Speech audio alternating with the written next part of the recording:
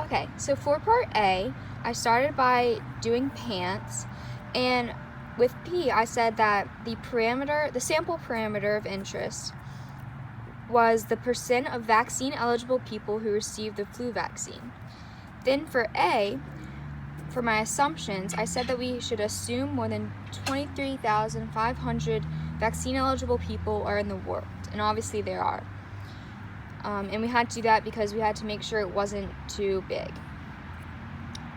Then in order to make sure it wasn't too small, I took the parameter of interest, the 0.416, and multiplied it by the total number of people, and I got 977.6, and we just did that to make sure it was greater than 10.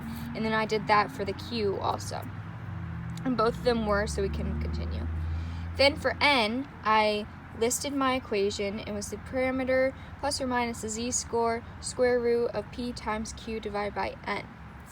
Then I did all the math and ended up getting 0.3897 and 0.4426.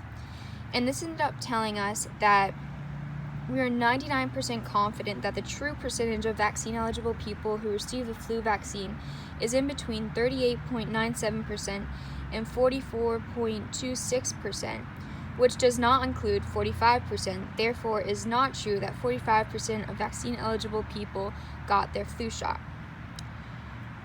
So that was the answer for part A.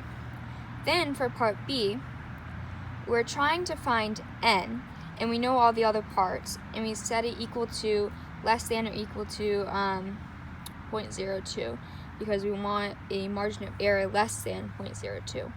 So I filled in all my numbers and solved for N, ended up getting 4,147.36, and since they're people, you can't just forget about that, so I rounded up. So a sample of 4,148 vaccine-eligible people should be taken in Canada.